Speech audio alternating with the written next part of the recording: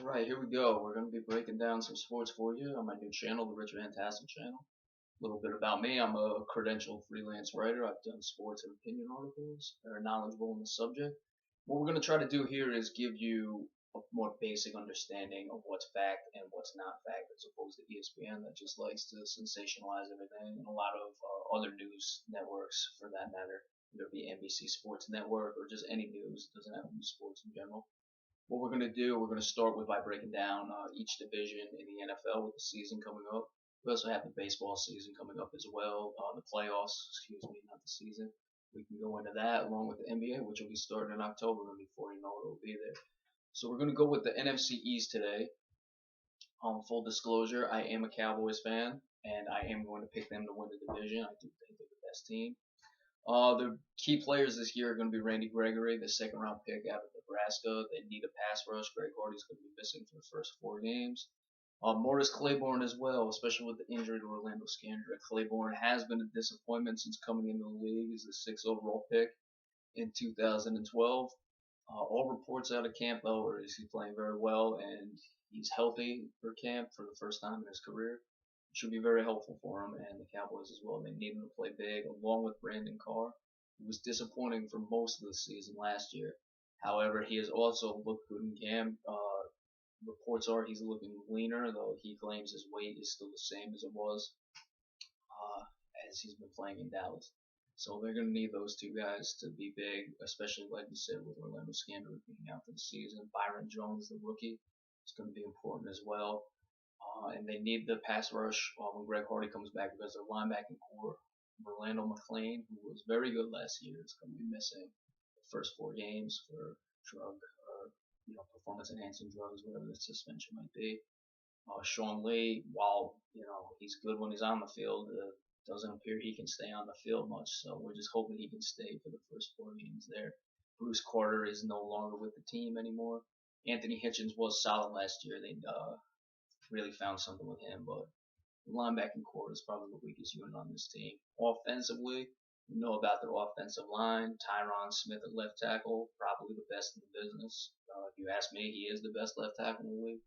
Travis Frederick and Zach Martin, we have right guard for Zach Martin and the center for Travis Frederick. They're big in the offensive line. They like to move guys. They're good, and when it comes to running the ball, and Tyron Smith is good in running and passing, and he's really short up Tony Romo's blind side. The other two guys, Doug Free and Ronald Leary. Now Ronald Leary at left guard may be replaced by Lyle Collins, who was an undrafted signee.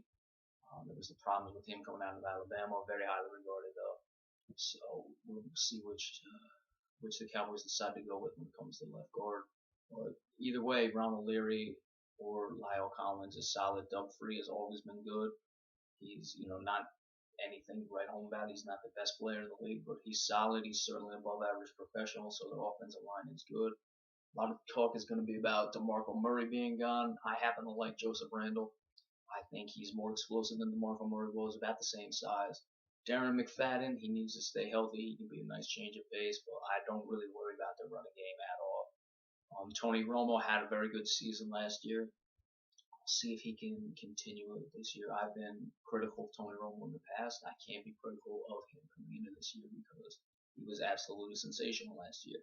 I would have voted for him for MVP. I do understand Aaron Rodgers getting it, but they'll need him. They need Tony Romo to play at his best. When he plays at his best, the Cowboys are very hard to beat. And when it comes to receiving, Dez Bryant, probably the best wide receiver in the league. You can put AJ Green up there. Calvin Johnson was injured a bit last year, but Dez Bryant's sensational. He's needs to be double covered. You have to account for him every time he's on the field. Terrence Williams is a good complementary. He's a good catch and run guy, as was illustrated last year in the playoffs against the Lions. Good on slants, and he complements Dez Bryant very well, along with Jason Witten. A very important guy who I thought was one of the biggest keys to the Cowboys when they were really taking off at the end of last year is Cole Beasley in the slot. Cole Beasley is, Jason Witten light, I would like to call him. He makes the Cowboys offense very difficult to defend. When you have all those weapons on the field with Jason Witten, Cole Beasley working in the slot, you have Dez Bryant who you have to double team, and Terrence Williams who can streak downfield or go underneath. They become very, very difficult to defend. and that's where I pick the Cowboys to win this division. I haven't liked them in training camp. They seem to not been focused. There were a lot of fights going on. I don't know what gives the Cowboys the impression they've earned any right to not come into a season where they're talking about the Super Bowl to be anything but focused solely on winning. They, had their problems in the past with focus, and it's, very disappointing that's how they came to camp. I like what I, saw and what the reports are of the Minnesota game, the last preseason game, that the starters will be playing. But again, that really concerns me. The injury to Scandrick concerns me. And they do have a tough schedule this year. They do have to play the Seahawks and the Packers, who no one else in the division has to play. All other 14 games will be the same between all those teams. So we'll see what happens, but I do like the Cowboys. As I said, I am a Cowboy fan. We'll see how that goes. Now the next team, the number 2 team, I had the Cowboys going 10-6, so that'll be the record. Our next team, who really scares me as a Cowboy fan, is the New York Giants, who I also believe will go 10-6 this year. I believe they will also make the playoffs. They may very well even win the division. I believe the Cowboys and the Giants are both going to the playoffs this year. As of right now, if I'm picking it, I would say that the Cowboys win the division, the Giants get the wild card, but it could go either way. Now with the Giants, the biggest problem last year was their offensive line. They've addressed it by adding Eric Flowers in the first round. I thought Eric Flowers was a bit of a reach, but if you needed a guy, you had to get him, so they went and got him. And hopefully he can solidify that left tackle because their offensive line play was not good last year. Marshall Newhouse, coming over from Cincinnati, has been a quality pro. He's won a Super Bowl with the Packers. Again, more in the vein of a Doug Free we just discussed with the Cowboys. Solid pro, nothing spectacular, but if your offensive line was as bad as it was for the Giants last year, and a guy like that will certainly shore it up. We know about Eli Manning. He's spectacular. He's just absolutely brilliant in the clutch. There's really no guy I would rather see with the ball if I'm a Giants fan, or not want to see if I'm not a Giants fan, as I am not, than Eli Manning in the clutch. He scares me to death. You never know with this guy. He'll look awful for quarters, he'll look awful for games, but when it's money time, Eli Manning is going to show up. You can book it on that. Put whatever you want. Put the car, put the house down on Eli Manning. He's going to show up in the big moments. Defensively, Jason Pierre-Paul, the offseason injury, losing his finger, had to get it amputated. He's not able to play. That's going to be a big loss for the Giants on the defensive line. Their linebacking core is not spectacular. They lost Keith Rivers. It's underwhelming, to say the least. Their secondary is improved. They drafted Landon Collins, the safety, out of Alabama. He's a solid player. Sorry, just looking at the notes there we have. That's going to be important. Brandon Merriweather also coming over. A nice addition. He is a good safety, so that will help. Dominic Rodgers-Cromartie, a cornerback I have always liked. I thought his play has dipped in the past few seasons, but it hasn't dipped too far now. They'll need him along with Prince Mukamara, especially when going up against teams like the Cowboys with a strong receiving core. The Giants receivers, Odell Beckham Jr., spectacular rookie season. He's not yet in the class of, the Des Bryants, the Calvin Johnsons, the Demaryius Thomas. He's on his way up. He still has a way to go. We'll have to see what he does in his second year, and then the teams will be looking for him. Victor Cruz, I thought was going to be all set to go. It looks like, reading a report today on ESPN, that he's still a little behind in his injury. That happened early last year, the ACL, so I was expecting him to be totally ready to go when it came, but a couple weeks in, he should be all right. I expect Victor Cruz to get back to Victor Cruz level. The Giants, when they win the Super Bowls, you'll know because they'll be bad in the early, not bad, but they'll float and tread water up until about week 12. They'll be about 7-5, 6-6, and that's when they get hot. So if that's what they're doing, then I would expect them to make a deep playoff run and again scare me as the Cowboys. If they get off to a hot start, then they might fizzle out come the playoff time. Their biggest problem is they have not gotten off to good starts at all the past 2 seasons. That cannot happen again this year, or it'll be the same old song and dance as it was the 2 previous seasons. The Giants I see going 10-6 as well as the Cowboys. Again, we discussed whether who will win the division, who won't win the division. But both teams will be or should be going to the playoffs from the NFC East. The next team is the Philadelphia Eagles. We have them at 8-8. The best player is Jason Peters, in my opinion, at left tackle. He's up there in the class of a Tyron Smith. He's been doing it longer than Tyron Smith has. The addition of DeMarco Murray. DeMarco Murray, spectacular season with the Cowboys last year. I wonder about the workload he's going to receive as a Eagle as opposed to a Cowboy. But they did bring in Ryan Matthews to solidify the backup position, give Murray a few blows, which I thought the Cowboys should have done a bit more with Joseph Randle last year. Had they done it, you'd see how good of a player Randle is, but that's besides the point. DeMarco Murray not going to be running behind the same offensive line he was last year. Injuries were a problem before. Could have been that it was contract year last year, and that's why he came in and delivered the season he had. I'm sure that played a part in it as well as the offensive line that he played behind. Byron Maxwell, defensive back from Seattle, big corner, guy they brought in solely to obviously mark up a guy like Des Bryant. Odell Beckham Jr. as well is going to deserve the attention he needs. All the number one cornerbacks such as Byron Maxwell, but with a Des Bryant, it's more designed for him. Des Bryant, a bigger, more physical receiver than Odell Beckham Jr. That's why you get a guy like Byron Maxwell. Des Bryant killed the Eagles in the game the Cowboys won in Philadelphia last year, 3 touchdowns, which was the deciding game in that division last year. So that's why they went and got a guy. Their up-tempo offense can be difficult for teams. Certainly the Cowboys had their problems with it. Other teams have had their problems with it as well.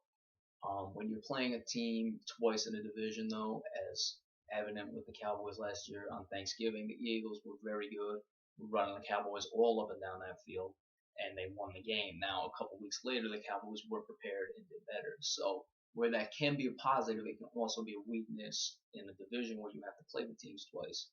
So where they'll be able to get away with it against teams that they don't play that much or just one time a year. It'll be a positive when they're playing teams again later in the year. That'll be difficult for them. And of course, when teams have scouting reports and things like that, a team you play later in the year that you might only play once will be able to see tape and be able to know what to do and adjust accordingly. The receiving core, Nelson Aguilar, I hope I'm pronouncing that right, was the first round pick at USC. Guy is a speed demon, speed merchant, whatever terminology you want to use. This guy has it, ran a 40 in 4.42 seconds. Folks, that's fast. Okay, he absolutely burned.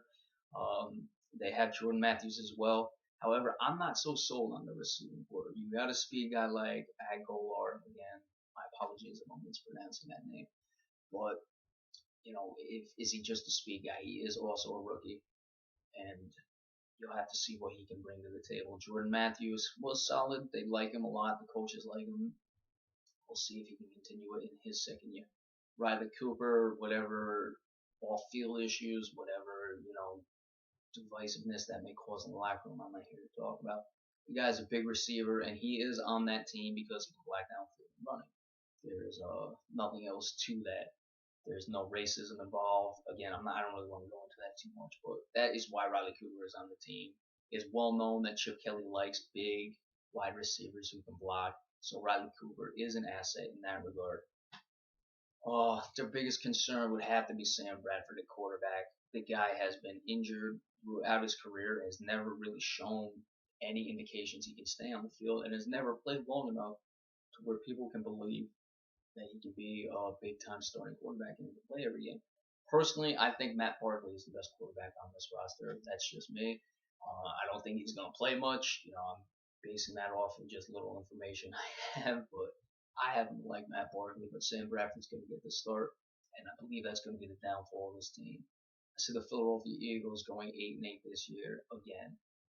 Their secondary, while it has improved, still has its question marks. DeMarco Murray, I'm not sure we'll have as big of a year as last year. And Sam Bradford, I just don't think he has what it takes. And I believe they should have kept Nick Foles, and they're going to rue the day that they got rid of him. Chip Kelly seems to be the type of guy who likes to think he's the smartest man in the room. And we'll see. If he proves me wrong, I'll change my tune. It may just be as smart as we all don't want to think he is, but I don't agree. And then the last place team, the Washington Redskins. Don't see much from this team. I have them going 5-11. It looks like now there's more problems with Robert Griffin III. I was a huge Robert Griffin III supporter coming out of college. I don't think he's gotten a fair shake since he was put out in that playoff game against the Seahawks. I believe that ended him. I think he never should have been playing in that game, and that was the end of RG3 as we know it. And it's unfortunate because I thought he could have been a spectacular player. Um, with Jay Gruden coming in, it seems like there's been divisiveness between the two, and it's even more evident now that Kirk Cousins appears to be the week one starter. Kirk Cousins is not he's not a top flight quarterback. I don't even think he's better than the injured RG3. I think a lot of what's playing into that is Robert Griffin III's attitude and things of that nature. But again, we don't know. Daniel Snyder seems to like him, so who knows what that situation is. But Kirk Cousins will be the starter, and that's going to be the end of it. Now they do have a strong offensive line. Trent Williams at left tackle, been a good player since coming to the league out of Oklahoma. He gets the job done. Been on Pro Bowls. Probably top 10 easily. Could he be in the top 5? I don't know if I go that far on left tackles, but he's up there. Brandon Scherf, their offensive lineman, he's going to be moved to tackle out of Iowa, was their first round pick. I think a guy that the Giants probably would have liked to have instead of Eric Flowers. He's going to solidify that line as well. It's going to help Alfred Morris, very good running back, come on them. That'll be the vocal point of the offense, along with Deshaun Jackson probably in play action. Well, I don't think Kirk Cousins will be able to get Deshaun Jackson the ball, which is the problem. Deshaun Jackson is not a problem at all. The guy is a speed merchant. He's gone in 0.1 second. It's not 60 seconds. But it's got to get done. It's as fast as they come. He's going to be dangerous, but not with Kirk Cousins getting the ball. On the defensive side of the ball, Jason Hatcher, a guy who came in last year from the Cowboys. He's always been solid, good quality pro, whether you have him in the inside at tackle or playing on the outside rushing the passer. Quality pro, good professional, knows what needs to be done. He's definitely going to improve, or not improve, he's been there, but he's going to help this defense play where it needs to because the offense is not going to carry him. Ryan Kerrigan, pass rushing as well, will be helpful. But they lost Brian Arakpo. I think a lot of what Kerrigan did was that he had Arakpo on the other side. Arakpo is stalwart, the stallion, Clydesdale, whatever you want to call him. He's up there. Had some injuries, but when he's on the field, he's dangerous. So we'll see how well Ryan Kerrigan can do now that he doesn't have Brian Arakpo holding him on the other side. It did improve their secondary. Deshaun Golson coming over from Tampa Bay, hard-hitting safety. He's very good safety. Going to help him. They'll need that, especially with the departure of Brandon Merriweather. Chris Culliver, a guy who came from San Francisco, more of a nickel back there, but they were very deep in the secondary in San Francisco. So could he have started on other teams while he was spending his time there? I would like to think so. And he should be an upgrade, but the rest of that secondary is not very good. Their linebacking core is not very good as well. So it's just going to be a bad year for the Redskins and more dysfunction. Whatever happens with the team name, who knows? I'm sure that'll become a story at some point because there won't be many wins to be talking about. So the Redskins we have going at 5-11. So we'll give you a quick recap. We have the Cowboys 10-6. Their strong points are their offensive line, their receiving core, Des Bryant. Look for Des Bryant to be in the MVP contention this year. Tony Romo possibly, but I think Tony Romo's biggest positives come from what Des Bryant did. Morris Claiborne and Brandon Carr also need to play well for them. Their concerns will be obviously the injury of Orlando Scandrick, as well as their lack of focus coming into training camp. Giants, I also have going 10-6. I believe will make the playoffs, and then we discuss whichever the Cowboys or the Giants will win. Their strengths, their big game experience, Eli Manning. They have Odell Beckham Jr., who is a rising star in this league. Victor Cruz should be back to normal. They did improve their offensive line. The improvements may have been minor, but they are improvements nonetheless. Concerns with that team will be the defensive line and injuries. Philadelphia Eagles, biggest concern, we have them going 8-8. The biggest concern is the quarterback, Sam Bradford.